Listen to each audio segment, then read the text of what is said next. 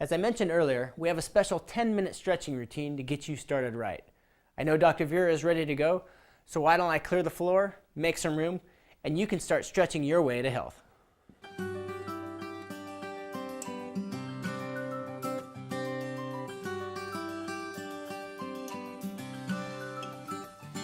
We've all heard the phrase, an apple a day keeps the doctor away. Well, 10 minutes of stretching a day keeps arthritis, pain, and enzymes chewing at your bones away.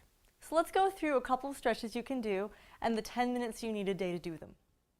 The first stretch we're going to do is one that most people are familiar with, but they do it incorrectly. It is the quad stretch. Everyone knows the quad stretch as this. Well, if you do that, you're going to get about a quarter of the muscle you need to stretch.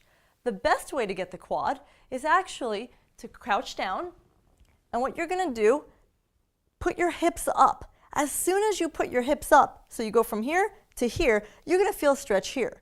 After you've got your hips up, drop your knees forward a little bit. Now you'll really feel the stretch in the top and the bottom of the quad. Whenever you're doing a stretch, make sure you breathe. Every time you breathe, physiologically, the muscle will relax just a little bit more. In addition to that, if you don't hold a stretch for 18.1 seconds, you're not doing anything. You look good, but you're not doing anything. Now, I've tried a million ways to get patients to stretch. I've said it's great for your health. I've said you won't get arthritis, but it will also help you get rid of fat. I have found that vanity helps people do their stretches more than anything else.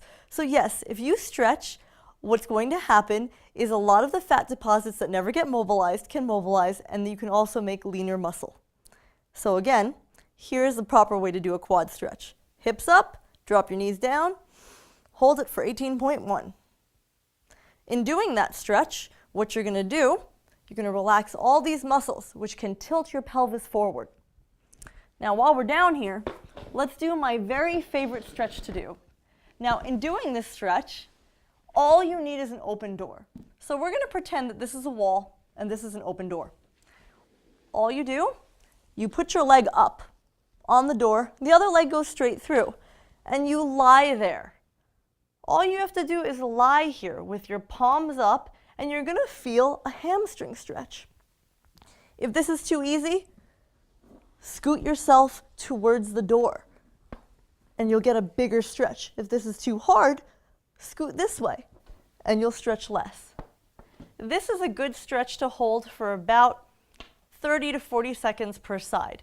And it's also a very gratifying stretch because the longer you do it, the more you'll notice that your butt is getting closer to the wall, which means you're getting more flexible. It's something that you can measure.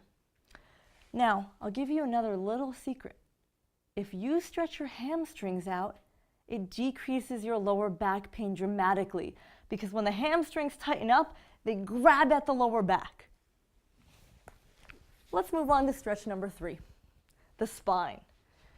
This stretch, while not the easiest stretch, is the one that feels the best. All you need is a little TheraBand ball like this. You can get them right off the TheraBand website. It's soft. You can deflate it, inflate it easily. You can do this on a bed. Start with the ball at the very bottom of your spine when you're sitting, and all you're going to do is lean back. You're going to feel the very, very smallest stretch. Let your hands fall to the sides. You can do it on a bed, on a floor. And after you've held it for a little bit, come on up and roll it up a little bit higher so it's higher up on the spine. This stretch is amazing for people who are sitting at a computer all day and who are hunched over because it gets in that thoracic spine and stretches out all of the ligaments and all of the muscles. So now you know quad, hamstring, and spine, and you can go all the way to that little bump in the top of your spine for this one. Now, the next stretch, most important for ladies. Women have 3 sets of muscles that pull their shoulders forward and down. They're called internal rotators. They only have 1 set of muscles that pull their shoulders back. So in order to stretch the internal rotators, such as pec major and pec minor, you're going to find a door again, and you're going to put your arm so that you are flush with the door, and you're going to turn. Make sure that your arm is pretty much shoulder height. When you do this, you'll feel a little stretch in here. That's part 1. You hold that again for 18.1 seconds. Then you go to part 2, which is a little higher up. As you go higher up, what you'll do is you'll feel the stretch in more of that pec major muscle, the meat of it. When you go to the highest part, and that feels really good, you're going to feel it all the way through the pec. And immediately, it's going to be easier for you to do this because your shoulders aren't going to be forced into this position. The final stretch that you're going to want to do is for your shoulders. And this stretch is for everyone. The shoulder joint is the most unstable joint in the human body. So in order to lubricate it and keep it stable, put your arms out to a T, just like mine are. Make little circles. It seems like such an easy thing to do, but this lubricates the entire shoulder joint and makes the rotator cuff move. Then you go backwards. Again, 18.1 seconds, forward and backwards. If you just do these basic stretches, I promise you, you will be standing up straighter.